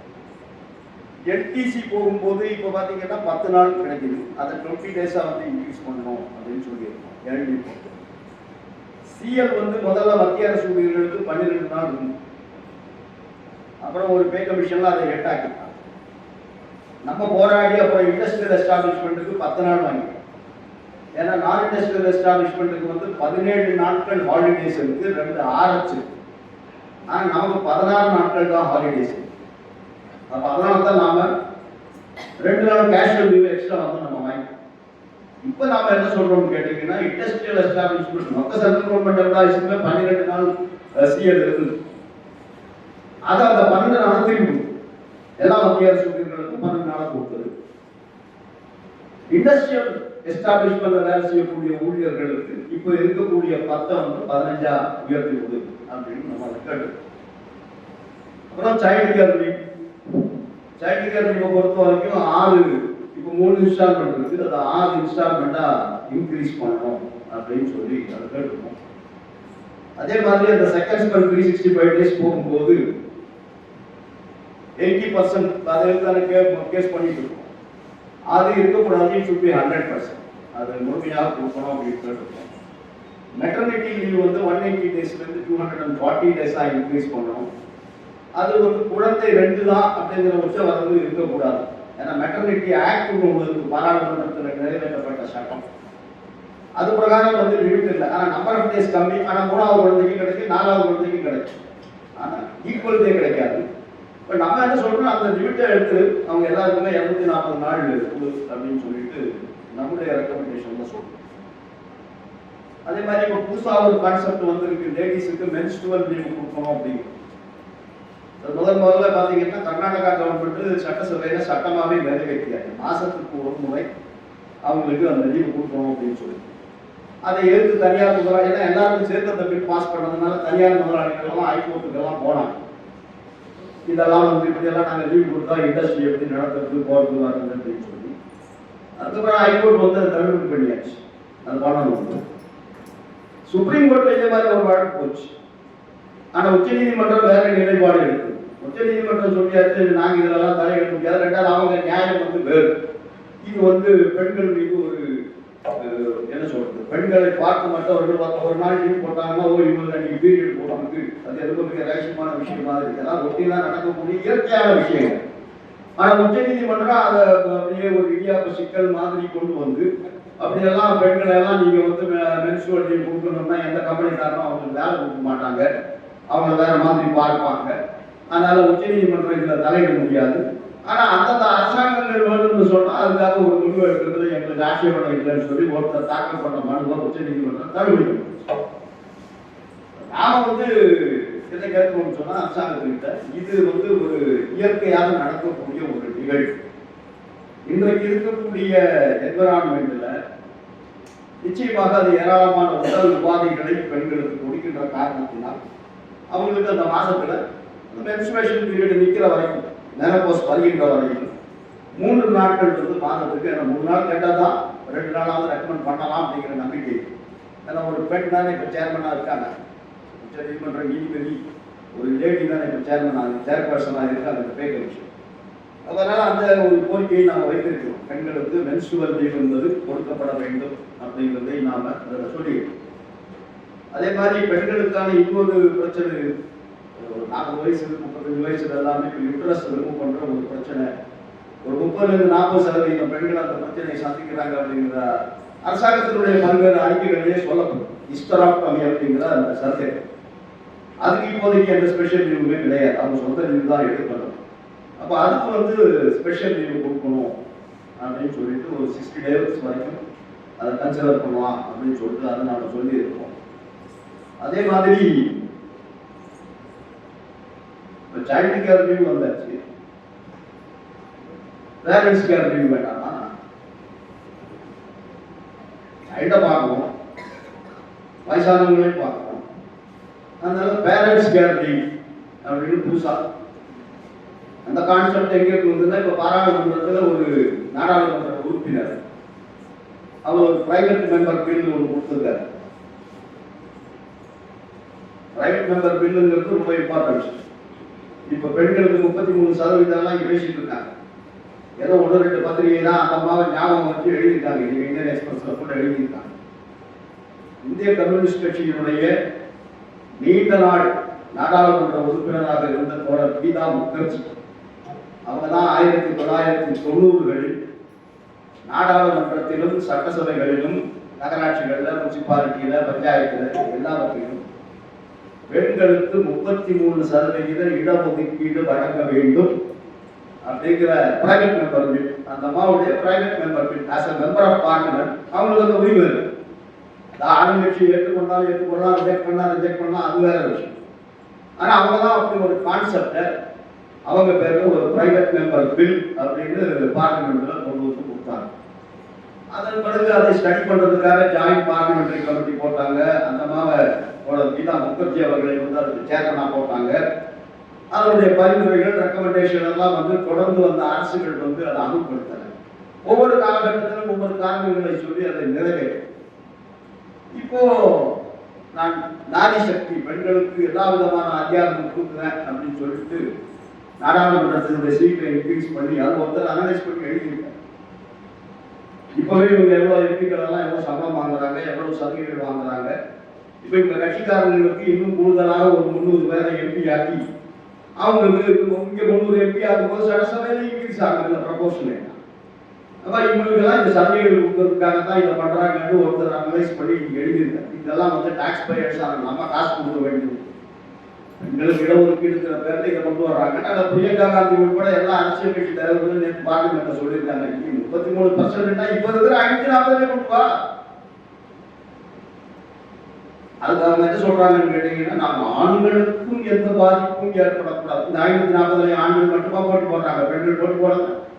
இடஒதுக்கீடு இல்லாத போதிலும் கூட பல தொகுதிகளில் பெண்கள் நின்று ஜெயிச்சு வர்றாங்க. பொதுவான அளவுக்கு வர்றாங்கன்னா இல்லை.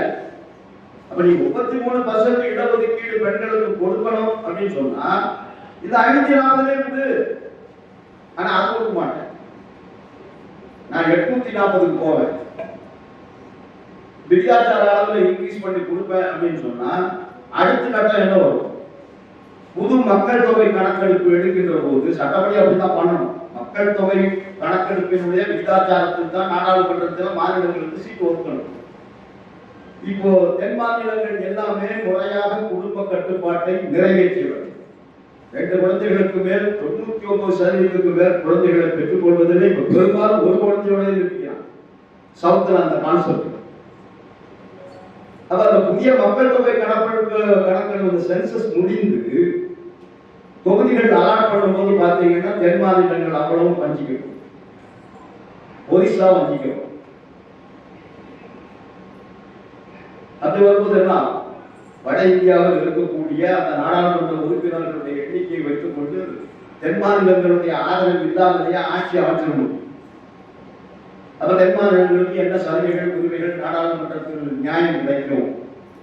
இந்த விஷயங்கள்னால தான் எதிர்கட்சிகள் வந்து அதை எதிர்க்கிறாங்க. அது மோடி ரொம்ப அவர் எப்பவுமே அப்படிதான் சொல்லுவார், பெண்களுக்கு எதிரானவர்கள் எல்லா எதிர்கட்சிகளும்.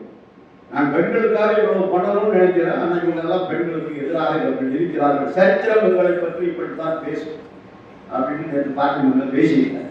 எனவே நான் பே கமிஷனை விட்டுட்டு வெளியில வந்துட்டேன். அதை எதுக்காக சொல்ல வந்தேன் அப்படின்னு சொல்லி கேட்டீங்கன்னா, இந்த பேரண்ட் கேர் லீவுக்கு இப்படிதான் ஒரு இண்டிவிஜுவல் எம்பி வந்து ஒரு பில் போட்டிருக்காரு பார்லிமெண்ட்ல. பிரைவேட் எம்ப்ளாயியா இருந்தாலும் அரசு ஊழியராக இருந்தாலும் பொதுத்துறை ஊழியராக இருந்தாலும் அவருடைய என்டையர் சர்வீஸ் பேன்ல அவருடைய வயதான பெற்றோர்களை பாதுகாப்பதற்காக அவர்களை கவனித்துக் கொள்வதற்காக 45 நாட்கள் வந்து பேரண்ட் கேர் லீவ் கொடுக்கணும். அது பில் இன்னும் எடுக்கல விவாதத்திற்கு பாராளுமன்றத்தில், ஆனால் அது பப்ளிஷ் பண்ணியிருக்காங்க.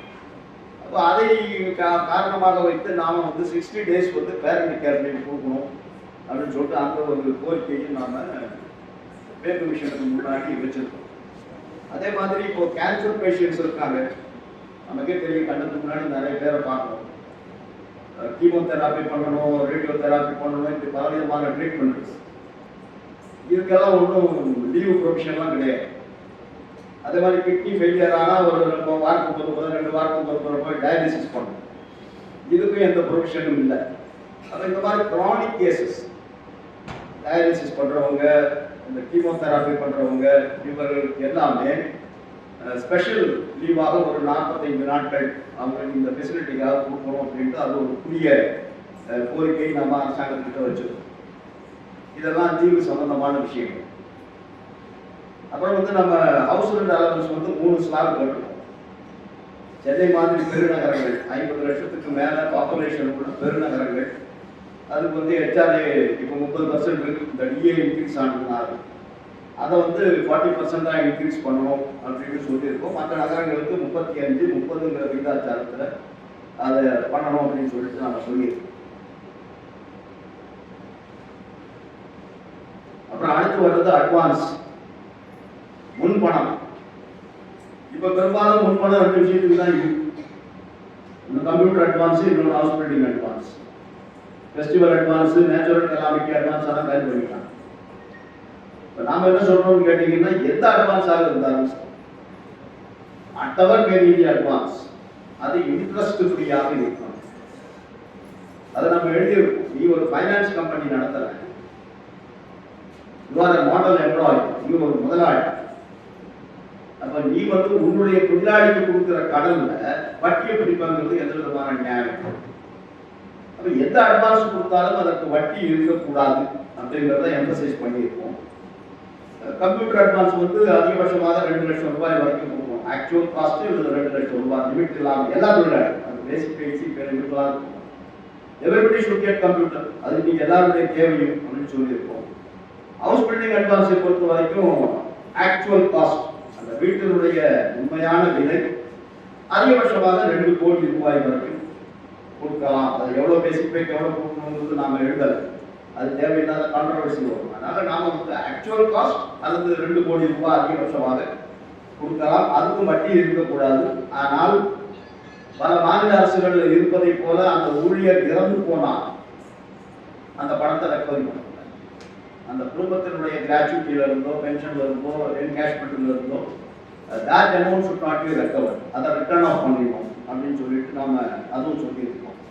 பறிக்கப்பட்ட 2 அட்வான்ஸும் திரும்ப கொடுக்கணும்னு சொல்லியிருக்கோம். ஃபெஸ்டிவல் அட்வான்ஸும் நேச்சுரல் கலாமிட்டி அட்வான்ஸ், இது ரெண்டுமே வந்து நமக்கு திரும்ப கொடுக்கணும் அப்படின்னு சொல்லிட்டு நம்ம சொல்லியிருக்கோம்.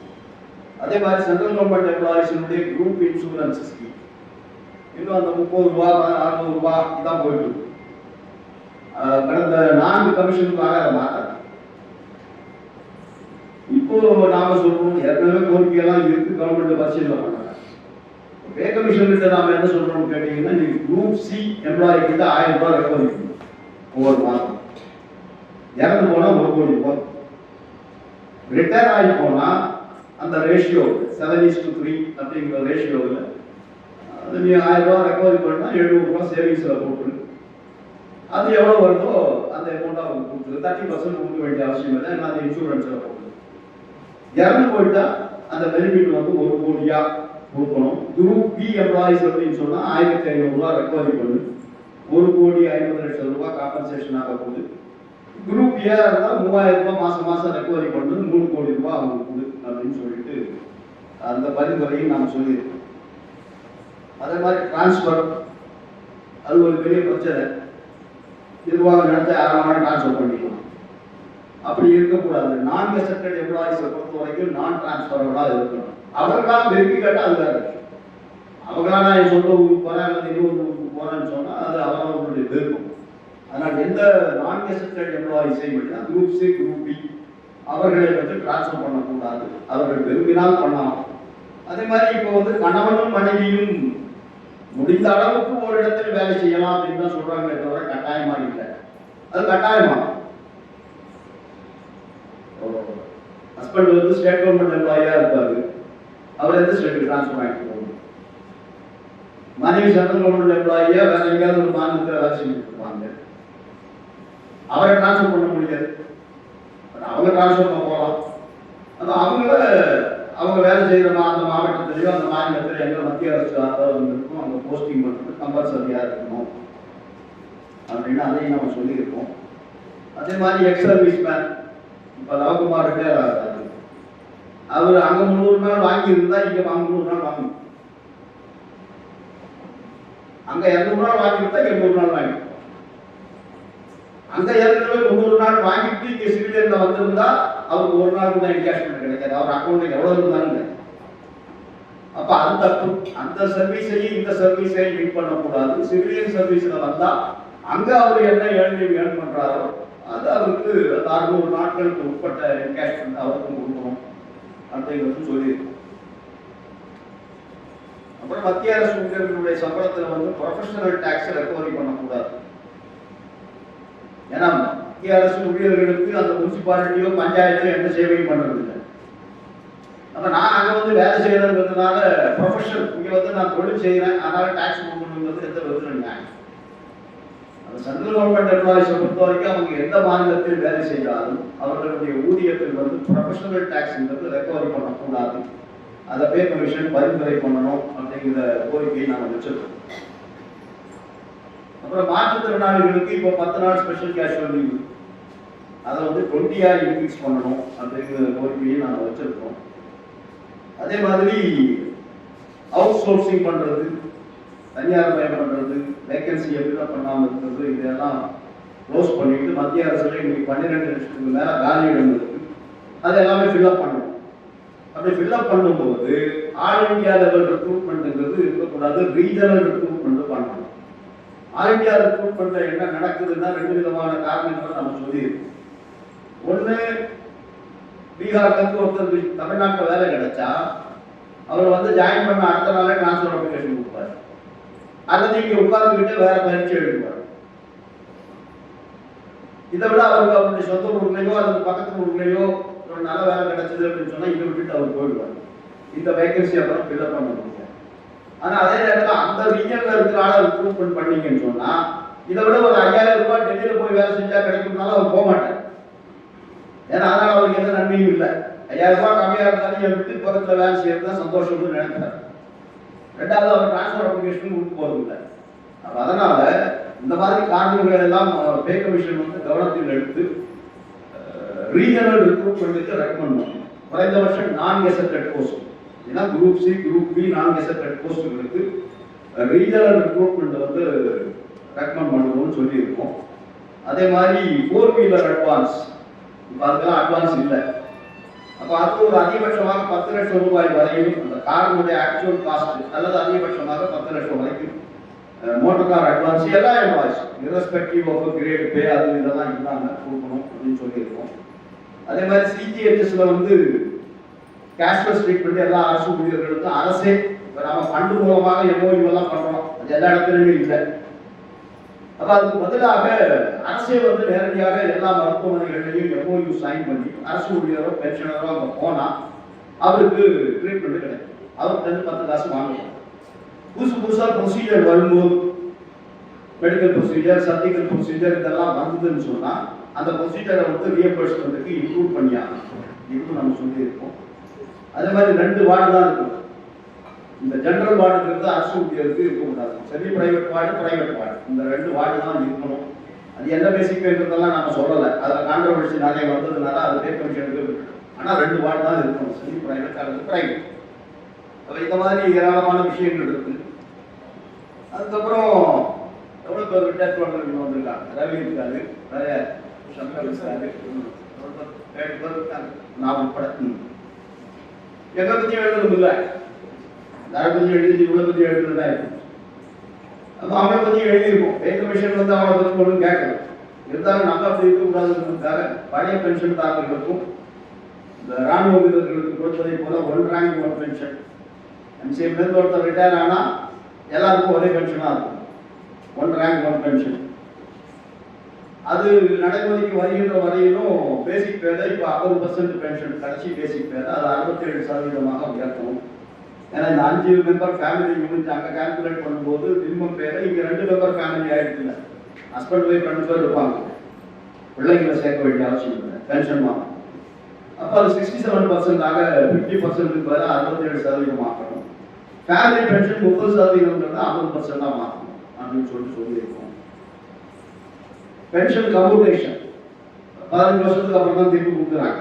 அதெல்லாம் கால்குலேட் பண்ணி சொல்லியிருக்கோம். நீ 10 வருஷம் 8 மாசத்துலேயே ரெக்கவரி பண்ணிடுற இன்ட்ரெஸ்டோட சேர்த்து. அதனால அதை 11 வருஷத்துல திருப்பி கொடுக்கணும். 71 வயசு ஆகும்போது அல்லது 11 வருஷம் ரிட்டையர் ஆகி கம்ப்ளீட் பண்ணும்போது அது கொடுக்கணும் அப்படின்னு சொல்லிட்டு அதுவும் நம்ம ரெக்கமெண்ட் பண்ணியிருக்கோம். அதே மாதிரி 5 வருஷத்துக்கு ஒரு முறை பென்ஷன் வந்து இன்க்ரீஸ் பண்ணணும். இப்போ 70 வயசு ஆனால் தான் 20% இன்க்ரீஸ் ஆகும். அதுக்கு பதிலாக எவ்ரி 5 இயர்ஸ் அதை கொடுக்கணும் அப்படின்னு சொல்லி கேட்டிருக்கோம். அதே மாதிரி பென்ஷன் தாரர்களுக்கும் வீட்டு வாடகை கொடுக்கணும். எனக்கு வீடு சொந்தமாக இல்லாதவங்க கிட்டத்தட்ட பாதி பென்ஷன் பணத்தை வீட்டு வாடகைக்கே கொடுத்துறாங்க. அதனால ஹவுசிங் வந்து ஒரு மிகப்பெரிய எக்ஸ்பெண்டிச்சராக பென்ஷன் இருக்கிற காரணத்தினால அவர்களுக்கும் ஹெச்ஆர் கொடுக்கணும். அதே மாதிரி அவங்களும் புண்ணிய ஸ்தலங்களுக்கெல்லாம் போகணும்ல, காசி ராமேஸ்வரம் தான், அதனால அவங்களுக்கு எல்டிசி கொடுக்கணும். இந்த மாதிரி கோரிக்கையெல்லாம் பென்ஷன் தாரர்களுக்கும் வைத்திருக்கணும். அப்போ ஒட்டுமொத்தமாக பார்த்தீங்கன்னா கிட்டத்தட்ட நம்ம நாளைக்கு போட போகிற நோட்டீஸ்லேயே ஒரு 67 கோரிக்கைகள் இருக்கு. நமக்கு தொடர்பில்லாத சில விஷயங்கள் தான் நம்ம போடலாம். அதான் மெமராண்டத்தில் இருக்கு, நம்ம சர்க்குலேட் பண்ண மெமராண்டத்தில் அதெல்லாம் விரிவாக இருக்கு. அருமை தோழர்களே, இதுதான் 8வது சம்பள கமிஷனுக்கு முன்னாடி நாம் வைத்திருக்கக்கூடிய கோரிக்கைகள். ஒரு சிலது நான் இங்கே சொல்லலைன்னாலும் நாளைக்கு அது பிட் நோட்டீஸில் இருக்கு, அதை பார்த்து நீங்கள் தெரிந்து கொள்ளலாம். இப்போ இன்னும் ஒரு சில நாட்களில் நம்ம ஏஐடிஎஃப் சம்மேளனம், ஏஐடிஎஃப் சம்மேளனத்தினுடைய அந்த மெமராண்டம் அதுவும் அநேகமாக ஒரு 22 தேதிக்குள்ள சமர்ப்பிக்கணுங்கிற பிளான் தான் நம்ம இருக்கும். ஏன்னா அது பெருசாக நமக்கு ஒன்றும் வேலைகள் இல்லை, மற்றதெல்லாம் காமன் மெமராண்டத்தில் இருக்கிறதுனால கேடர்களுக்கு என்ன கொடுக்கணும், ஐஇஸுக்கு என்ன ரேஷியோ, என்ன விகிதாச்சாரம், ஒரு கிளரிக்கல் ஸ்டாஃப்னா என்ன பண்ணணும், ஸ்டோர் கீப்பர்னா என்ன பண்ணணும், டிரைவர்னா என்ன பண்ணணும், அது மாதிரி நம்முடைய டிபார்ட்மெண்ட்டில் இருக்கக்கூடிய கேட்டகரி சம்பந்தமான விஷயங்களை ஃபைனலைஸ் பண்ணுறது மட்டும்தான் இப்போ இதெல்லாம் நேஷனல் கவுன்சில் ஜேசிஎம் எல்லாம் கொடுத்துருக்கோம். அதை நம்ம என்டோர்ஸ் பண்ணிட்டு நம்முடைய இந்த கோரிக்கைகள் வந்து பே கமிஷனுக்கு முன்னாடி சமர்ப்பிக்க இருக்கிறது. இப்போ இதெல்லாம் சமர்ப்பிக்க போகிறோம். சமர்ப்பிச்சாச்சு ஒரு பகுதி, இன்னொரு பகுதி சமர்ப்பிக்க போகிறோம். எவ்வளவு தூரம் இதை பே கமிஷன் ஏற்றுக்கொள்ளும், எத்தனை கோரிக்கைகளை பே கமிஷன் சாதகமாக எடுத்துக்கொள்ளும் அப்படிங்கிறதுக்கெல்லாம் எந்த உத்தரவாதமும் இல்லை. நான் சொன்ன மாதிரி நம்முடைய பணி அரசு ஊழியர்களுடைய எதிர்பார்ப்புகள். ஏன்னா அந்த pay commission stakeholders expectation எடுத்துக்கலாம். நம்ம அப்படி இருக்க முடியும். அப்போ ஸ்டேக் ஹோல்டர்ஸினுடைய எக்ஸ்பெக்டேஷன், ஸ்டேக் ஹோல்டர்ஸ்னா எம்ப்ளாயீஸ் அண்ட் பென்ஷனர்ஸ், இவர்களுடைய எதிர்பார்ப்புகள் என்ன, அவங்க என்ன எதிர்பார்க்கிறாங்கன்னு அரசாங்கம் சொல்ல போறதில்லை.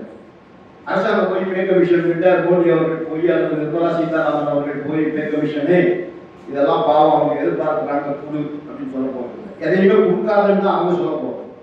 அதை எதையெல்லாம் கொடுக்கணும், எதெல்லாம் தேவை, எது அத்தியாவசிய தேவை அப்படின்னு சொல்ல வேண்டிய கடமை நமக்கு இருக்கு. ஆகவே அந்த கடமையை நாம சரியாக நிறைவேற்றி இருக்கிறோம் அப்படின்னு அந்த டிராஃப்டிங் கமிட்டியினுடைய ஒரு மெம்பர்ங்கிற முறையில என்னால் அது உறுதியாக சொல்ல முடியும். இதை ரொம்ப சிரமப்பட்டு நிறைய ஆலோசனைகள் பண்ணி நிறைய ஸ்டடி பண்ணி சாதாரணமா எழுதுறது ஒரு டாக்குமெண்ட். இங்கிலீஷ் இருக்கிறத ஈஸி, இங்கிலீஷ் இருக்கிறவங்க இங்கிலீஷ் எழுதிடலாம், அது கஷ்டமான காரியம் இல்லை. லாங்குவேஜ்ல யாருக்கு கண்ட்ரோல் கொடுத்து அவங்க எழுதிடலாம், தமிழோ இங்கிலீஷோ எந்த பாஷையாக இருந்தாலும் எழுதலாம். ஆனால் எழுதக்கூடிய விஷயங்கள்ல சப்ஜெக்ட் இருக்கணும், லாஜிக் இருக்கணும், சயின்டிபிக்கான ஆர்குமெண்ட்ஸ் இருக்கணும், பல்வேறு லீகல் சப்போர்ட் இருக்கணும், சட்ட ரீதியான ஆதரவும் நமக்கு அதில் இருக்கணும். அதையெல்லாம் கவனத்தில் எடுத்துக்கொண்டு தான் இது ஒரு டாக்குமெண்ட் ரெடி பண்ணுறோம். ஏன்னா இது ஒரு பர்மனண்டான டாக்குமெண்ட். பே கமிஷன் எவ்வளவு ஏற்றுக்கொள்ளல என்றாலும் நம்முடைய எதிர்கால போராட்டங்கள் பே கமிஷனோட எல்லாம் முடியறது இல்லை. பே கமிஷன் பண்ணோம்னா அரசாங்கத்திட்ட போய் இந்த கோரிக்கைகள் வைப்போம். அப்ப அதற்கு ஒரு மத்திய அரசு ஊழியர்களுடைய ஒரு சரியான டாக்குமெண்டாக அவர்களுடைய எதிர்கால போராட்டங்களுக்கு பயன்படக்கூடிய ஒரு மெமராண்டமாகத்தான் நாம் இதை தயார் பண்ணியிருக்கோம். ஒவ்வொரு மத்திய அரசு ஊழியர்களும் நேரம் எடுத்துக்கொண்டு பென்ஷன்தாரர்களும் அதை படிக்கணும். அதை படித்து என்ன சொல்லப்பட்டிருக்கு, ஏன் சொல்லப்பட்டிருக்கு அப்படிங்கிறது தெரியணும், பப்ளிக்ல விவாதம் பண்ணணும், டிஸ்கஷன் பண்ணணும். அப்போ இது இப்படியே உளவுத்துறைகள் மூலமாக அரசாங்கத்துக்கு போய் சேரும். நேஷனல் கவுன்சில் ஜேசிஎம் கொடுத்து அந்த மெமராண்டத்தை பற்றி அரசு ஊழியர்கள் விவாதிக்கிறார்கள், பேசுகிறார்கள், கருத்துக்களை சொல்லுகிறார்கள், பென்ஷனர்கள் பேசுகிறார்கள் அப்படிங்கிற தகவல் உளவுத்துறை மூலமாக அரசுக்கு போய் சேரும், பே கமிஷனுக்கும் போய் சேரும். அதனால தோழர்கள் அந்த கடமையை நாம் அத்தனை பேரும் செய்யணும். நோட்டீஸ் கூட நாளைக்கு நம்ம கொடுத்தோம்னா எவ்வளவு பேர் படிப்பார்கள், எவ்வளவு பேர் படிக்க மாட்டாங்க, இதெல்லாம் இருக்கு. ஆனால் நீங்கள் அத்தனை பேரும் அந்தந்த பகுதியில் இருக்கக்கூடிய தோழர்கள், தலைவர்கள் அப்படிங்கிற காரணத்தினால இவ்வளவு விரிவாக நான் பேசியிருக்கிறேன். அதையெல்லாம் கொண்டு போய் நம்முடைய சங்க உறுப்பினர்கள் மத்தியிலையும் தொழிலாளர்கள் மத்தியிலையும் சேர்க்க வேண்டிய கடமை நமக்கு இருக்கு. அந்த கடமையை நாம் முறையாக செய்வோம் என்பதை தெரிவித்துக் கொண்டு இந்த பே கமிஷன் சப்ஜெக்டை இத்தோடு நிறைவு செய்து நம்முடைய அடுத்த சப்ஜெக்டுக்கு வரும்.